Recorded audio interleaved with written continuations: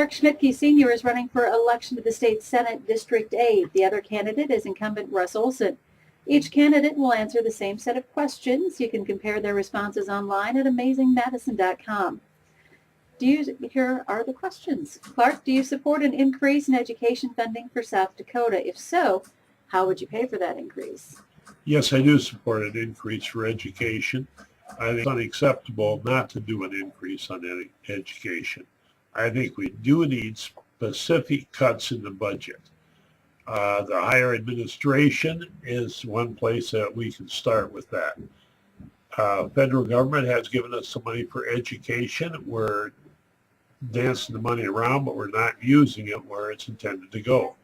He's putting it giving it to the schools, but then the other money he's taking and putting into the general fund for next season. That's not what that money was intended for. We do have a lot of places we can make specific cuts. I am not for cuts in education. I am not for cuts in Medicaid.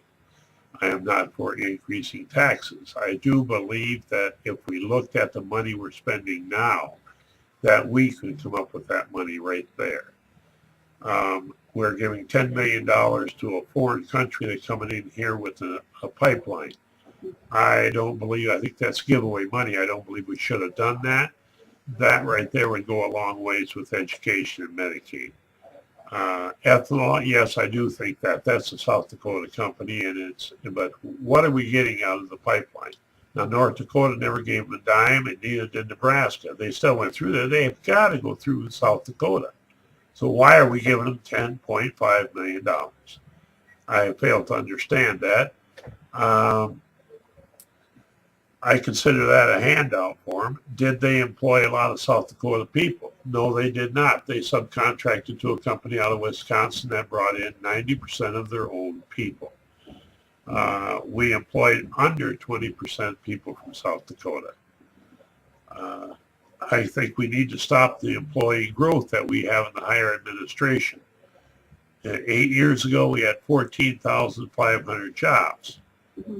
That's 12,800 jobs. Today, we've got 14,500 jobs. That's 14% growth in state funded. As our population increased 14%, I hardly doubt it. And right there is how I plan on financing education. Okay, and you've already mentioned that you don't approve of the funding, the rebate given to TransCanada. Do you believe incentive packages to specific companies, though, are an appropriate development package?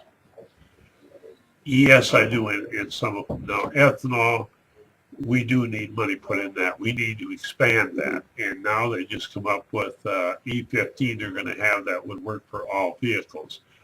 I think ethanol is on the way up, and I think it's going to benefit South Dakota. It's going to benefit our farmers. It's going to benefit the jobs. As a senator, what would you do to spur job creation in the state and especially in District 8? Job creation in the state, I think there should be some economic development money to help the businesses we have now expand, the ones that want to, that can prove they will employ people with that money. I don't believe we should give a grant. I think a low-income loan would be sufficient. And I have talked to several business places in District 8 that have applied for that and been turned down.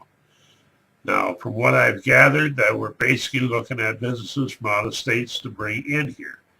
Well, that's not a bad idea, but we need to also expand the businesses that we have right here that are already going in a successful business and want to grow. How much employee growth can we bring into that? How many new jobs can we create with that?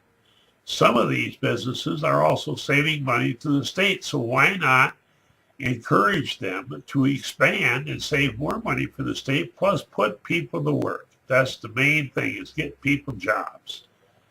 And we're not having much success in bringing in from out of state, so maybe we need to look at something else.